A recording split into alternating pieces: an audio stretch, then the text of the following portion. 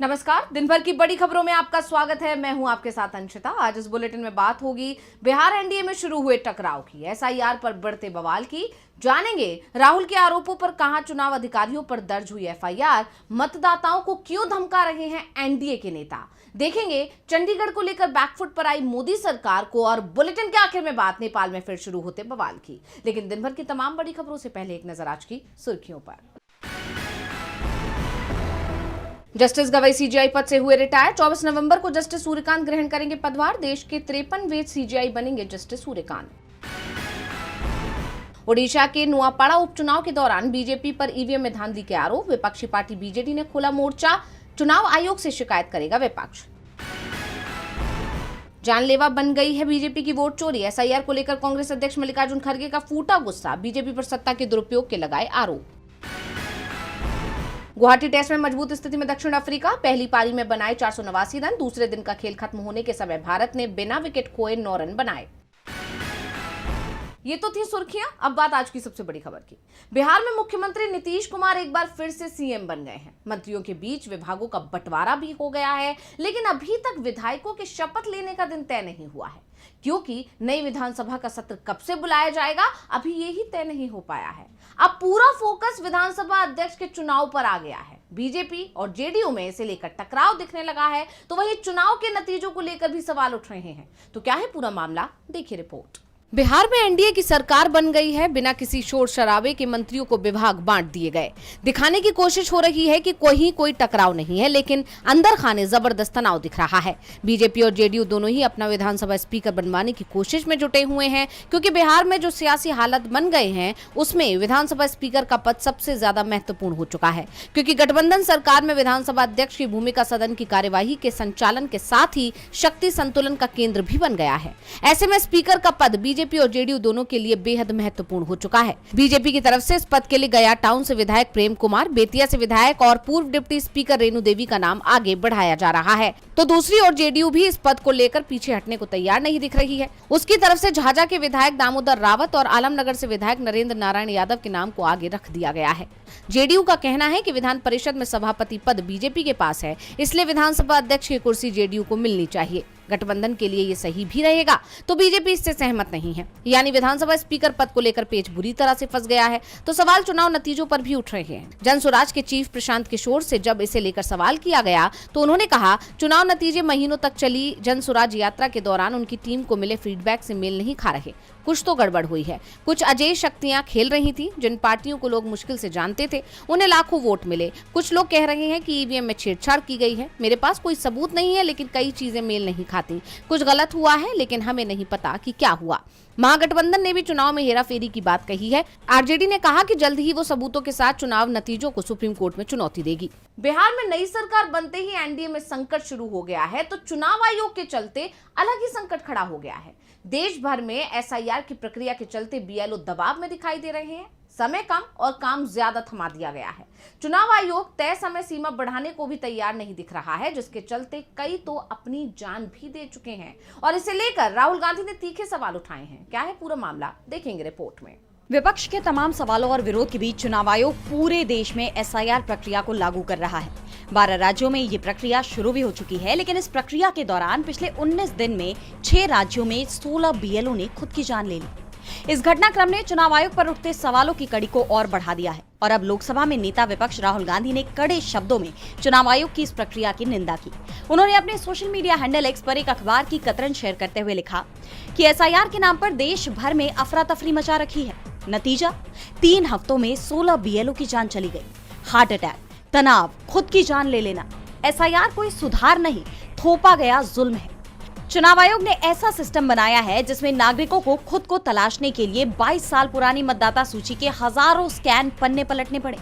मकसद साफ है, सही मतदाता थक कर हार जाए और वोट चोरी बिना रोक टोक जारी रहे।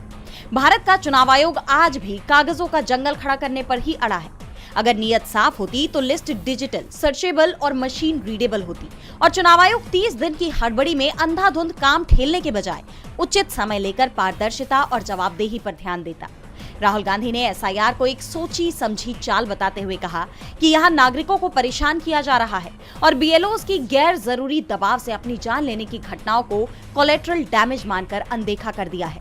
ये नाकामी नहीं, षड्यंत्र है। वहीं सपा प्रमुख अखिलेश यादव ने भी इस प्रक्रिया को लेकर पार्टी के नेताओं को सचेत करते हुए कहा कि जो नेता इस प्रक्रिया को गंभीरता से नहीं ले रहे, उनका टिकट कटना तय है। यानी सपा यूपी में पूरी तरह सतर्क हो चुकी है। वो इस प्रक्रिया में कोई ऐसी लापरवाही बरतने के मूड में नहीं है जिससे चुनाव आयोग को कोई मौका मिल सके। इस बीच एसआईआर के खिलाफ एक और याचिका सुप्रीम कोर्ट पहुंच गई। अभिनेता विजय की पार्टी टीवीके ने भी तमिलनाडु में एसआईआर को सुप्रीम कोर्ट में चुनौती दी है। टीवीके ने अपनी याचिका में इस प्रक्रिया को मनमाना और राजनीतिक उद्देश्य से प्रेरित बताया। तमिलनाडु ही नहीं, पश्चिम बंगाल और केरल ने भी इस प्रक्रिया के खिलाफ सुप्रीम कोर्ट में याचिका दाखिल की है। 26 नवंबर को इन पर सुनवाई होनी है। अब देखना यह होगा कि विपक्ष की इसमें जीत होती है या चुनाव आयोग इस प्रक्रिया को ऐसे ही जारी रखता है। बीएलओ की जान संकट में है, विपक्ष सवाल उठा रहा है, तो एसआईआर को लेकर सुप्रीम कोर्ट में लगातार याचिकाएं भी दायर हो रही हैं। विपक्ष का कहना है कि एसआईआर के जरिए वोट चोरी की कोशिश हो रही है। वैसे वोट चोरी को लेकर चुनाव अधिकारियों पर कार्रवाई की तैयारी भी चल रही है। राहुल गांधी ने कर्नाटक में वोट चोरी का बड़ा खुलासा किया था, जिसे लेकर अब कांग्रेस की नेता ने शिकायत कर एफआईआर दर्ज करवा ली है। तो क्या है पूरा मामला, देखिए रिपोर्ट। कर्नाटक की महादेवपुरा सीट पर वोट चोरी का मामला तूल पकड़ता जा रहा है। अब इसमें बात कानूनी कार्रवाई तक पहुंच गई है। लोकसभा में नेता विपक्ष राहुल गांधी ने अगस्त में इस बात का खुलासा किया था कि बेंगलुरु के महादेवपुरा विधानसभा क्षेत्र में वोट चोरी हुई है और अब इसे लेकर बेंगलुरु सेंट्रल की कांग्रेस की महिला इकाई की अध्यक्ष वाई विनोदा ने व्हाइटफील्ड पुलिस स्टेशन में शिकायत दर्ज कराई है। शिकायत में कहा गया कि सार्वजनिक रूप से उपलब्ध डेटा के मुताबिक 2024 के लोकसभा चुनावों से पहले महादेवपुरा विधानसभा क्षेत्र की वोटर लिस्ट में बड़ी संख्या में फर्जी वोटरों के नाम जोड़े गए थे। ऐसा क्षेत्र के लोगों के चुनावी फैसले में हेरफेर करने के लिए किया गया था। बड़ी संख्या में फर्जी मतदाताओं का जुड़ना अधिकारियों, एक राजनीतिक दल और निजी व्यक्तियों के बीच साठगांठ के बिना मुमकिन ही नहीं है। यानी उन्होंने इस पूरे घटनाक्रम में चुनाव आयोग और बीजेपी की संलिप्तता के आरोप लगाए, जिसके बाद पुलिस ने भी धोखा और जालसाजी के आरोपों के साथ साथ जनप्रतिनिधित्व अधिनियम की धारा 129 के तहत भी एफआईआर दर्ज की है। अब बात करें राहुल गांधी के खुलासे की, तो उन्होंने पूरे आंकड़ों के साथ बताया कि बीजेपी ने 2024 के लोकसभा चुनावों से पहले बेंगलुरु सेंट्रल सीट पर जीत हासिल करने के लिए महादेवपुरा में गलत तरीके से 1 लाख वोट जोड़े थे। इनमें से 11,965 फर्जी मतदाता थे, 40,009 फर्जी पते वाले मतदाता थे और 10,452 मतदाता निर्वाचन क्षेत्र के अलग अलग पतों पर थे।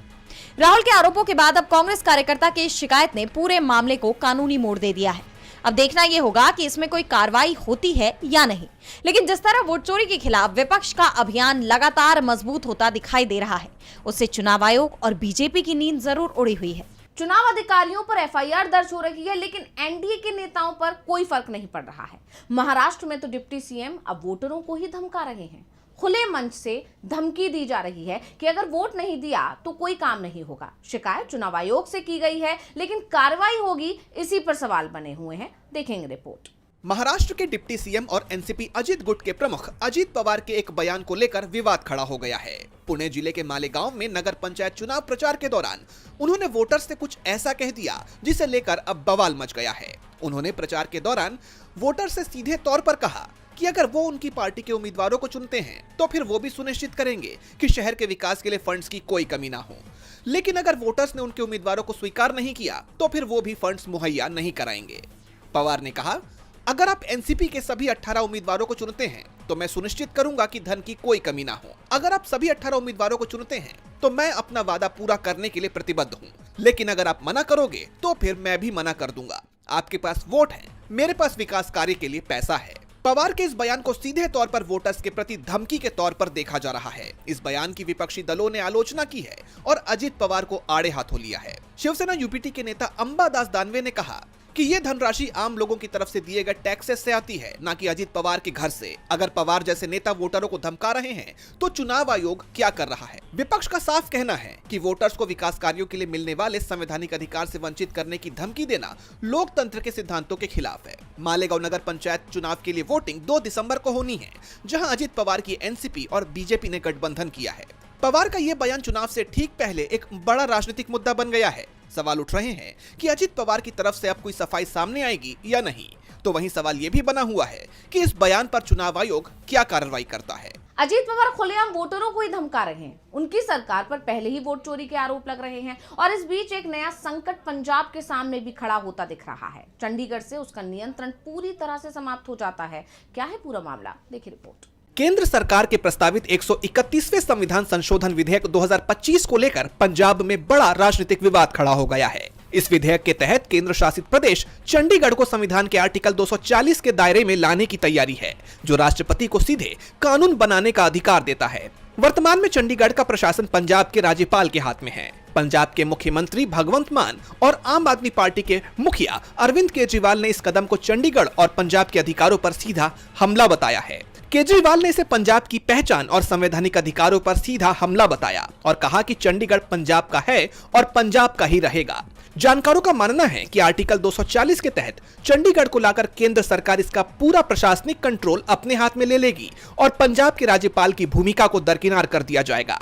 विवाद बढ़ने पर केंद्रीय गृह मंत्रालय ने सफाई जारी की। मंत्रालय ने कहा, चंडीगढ़ के लिए कानून बनाने की प्रक्रिया को सरल बनाने का प्रस्ताव अभी केवल विचाराधीन है और इस पर कोई अंतिम निर्णय नहीं लिया गया है।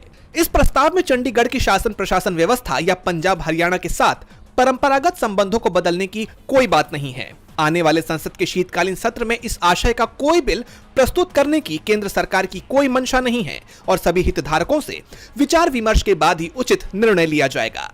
माना जा रहा है कि मामला बढ़ता देख आनन फानन में गृह मंत्रालय की तरफ से ये सफाई सामने आई है। अब ये मामला कहां जाकर थमता है, ये तो देखना होगा। चंडीगढ़ को लेकर सरकार की सफाई भी सामने आ गई। कहा है कि उसका अभी ऐसा कोई इरादा नहीं है, लेकिन मुस्लिम समुदाय से जुड़ी यूनिवर्सिटियों पर जिस तरह से कार्रवाई हो रही है, उसके बाद केंद्र सरकार के इरादों पर जरूर सवाल उठ रहे हैं। मौलाना अरशद मदनी ने इसे लेकर तीखा हमला बोला है, जिसे लेकर देश में सियासत तेज हो गई है। जमीयत उलेमाए हिंद के प्रमुख मौलाना अरशद मदनी के एक बयान ने देश के मुसलमानों के हालात को लेकर सियासी बवाल खड़ा कर दिया है। मदनी ने अंतर्राष्ट्रीय स्तर पर मुसलमानों की सफलताओं का हवाला देते हुए भारत के हालात पर चिंता जताई। उन्होंने कहा कि न्यूयॉर्क और लंदन जैसे शहरों में मुस्लिम मेयर बन रहे हैं, लेकिन भारत में हालात गंभीर हैं। भारत में कोई यूनिवर्सिटी का वाइस चांसलर भी नहीं बन सकता है और अगर कोई बन भी जाए तो उसे आजम खान की तरह जेल भेज दिया जाएगा। है कि मुसलमान अपाहज हो गया, खत्म हो गया, बांझ हो गया। मैं नहीं समझता हूँ ये बात। क्या बात है कि आज दुनिया का मुसलमान एक आदमी न्यूयॉर्क का मेयर बन सकता है, ममदानी लंदन के अंदर मेयर बन सकता है एक खान। हिंदुस्तान के अंदर किसी मुस्लिम यूनिवर्सिटी का कोई आदमी वाइस चांसलर नहीं बन सकता और अगर बनेगा तो आजम खान की तरह जेल के अंदर जाएगा, इकबाल की तरह औलाद जेल में डाल दी जाएगी। आज देख लीजिए अल-फलाह का क्या हो रहा है। कांग्रेस नेता उदित राज ने मदनी के बयान का समर्थन किया। उन्होंने आरोप लगाया कि सिर्फ मुस्लिम ही नहीं बल्कि दलितों और ओबीसी को भी अपॉइंटमेंट नहीं दिए जा रहे हैं। उन्होंने केंद्र सरकार की 48 यूनिवर्सिटी में किसी भी मुस्लिम, दलित या ओबीसी वाइस चांसलर के न होने का दावा किया और आरोप लगाया कि आरएसएस और बीजेपी इन संस्थानों में सिर्फ अपने सदस्यों को नियुक्त करना चाहते हैं। को आप देखते हैं और क्या ये जो हाल फिलहाल में जो घटनाएं चल रही हैं, क्या उसको लेकर उनके ये मन की बात है? नहीं, मन की बात नहीं है। इसमें न केवल मुसलमान बल्कि दलित ओबीसी भी नहीं बन पा रहे हैं और जो सत्ता है कहती तो है सबका साथ सबका विकास, लेकिन एक विशेष जाति का ही विकास होता है।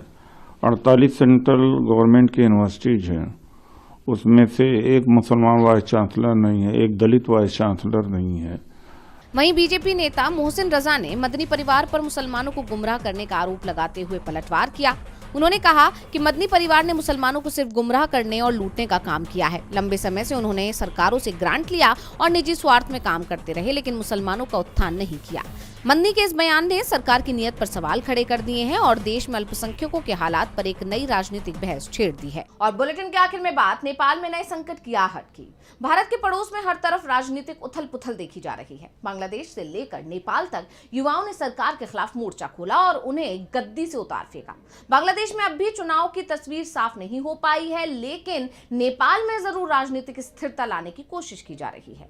वहीं पूर्व पीएम केपी शर्मा ओली के फैसले से देश में चुनाव से पहले गृह युद्ध छेड़ने की आशंका जताई जा रही है। तो क्या है पूरा मामला, जानने के लिए देखेंगे रिपोर्ट। नेपाल में ओली सरकार के तख्ता पलट के बाद चुनी हुई सरकार को लाने की कवायद जोर शोर से चल रही है। पीएम सुशीला कार्की के नेतृत्व में अंतरिम सरकार 5 मार्च 2026 को चुनाव करवाने की तैयारी में है, लेकिन इस बीच पूर्व पीएम केपी शर्मा ओली की बढ़ती सक्रियता एक बार फिर देश को सियासी उथल-पुथल की तरफ ले जाती हुई दिखाई दे रही है। अब ओली ने देश के लोगों, मीडिया और प्रोफेशनल्स को सुरक्षा देने के लिए अपनी पार्टी के तहत एक नई सुरक्षा यूनिट बनाने की घोषणा की है। उन्होंने कहा कि देश में सुरक्षा सुनिश्चित करने में सरकार की नाकामी को देखते हुए नेशनल वॉलंटियर सर्विस बनाई गई। दरअसल हाल ही में एक बार फिर नेपाल में युवाओं का गुस्सा भड़क उठा। सीपीएन यूएमएल की रैली के विरोध में जेनजी दोबारा प्रदर्शन पर उतर आए। इस दौरान दोनों के बीच हिंसक झड़प की भी खबरें आई और इसे लेकर ही अब केपी शर्मा ओली ने अंतरिम सरकार पर निशाना साधा है और आगामी चुनाव के लिए अपनी सुरक्षा यूनिट बनाने की बात कही है। वहीं नेपाल की नेशनल सिक्योरिटी काउंसिल ने सरकार को आम चुनाव के दौरान सिक्योरिटी पुख्ता करने के लिए आर्मी तैनात करने का सुझाव दिया है, जबकि गृह मंत्रालय ने चुनावों के लिए एक इंटीग्रेटेड सिक्योरिटी प्लान को पहले ही मंजूरी दे दी है और इसे लागू करने के लिए सभी 77 जिला एडमिनिस्ट्रेशन ऑफिस में पत्र भेज दिया है। ऐसे में नेपाल में राजनीतिक तनाव बढ़ता दिखाई दे रहा है। ओली की घोषणा को लेकर सवाल तो ये भी उठ रहे हैं कि कहीं ओली देश की सरकार के अलावा अपनी समानांतर सेना बनाने की कोशिश तो नहीं कर रहे, क्योंकि अगर वो ऐसा करते हैं तो फिर ये देश की सत्ता को चुनौती होगी। यानी एक तरफ सरकार सेना को सक्रिय करने पर विचार कर रही है, तो दूसरी तरफ विपक्ष अपने खुद के सुरक्षा ढांचे के साथ मैदान में उतर रहा है, जो देश में गृहयुद्ध का रास्ता खोल सकता है, जिससे नेपाल फिर से अस्थिरता के दौर में चला जाएगा। तो आज इस बुलेटिन में इतना ही। आप देखते रहिए डीवी लाइव और मुझे दीजिए इजाजत। नमस्कार। पूरे दिन की खबरों को जानने के लिए हमें सब्सक्राइब करें। आपको पूरे दिन की खबर 5-7 मिनट में ही मिल जाएंगी। Subscribe my channel.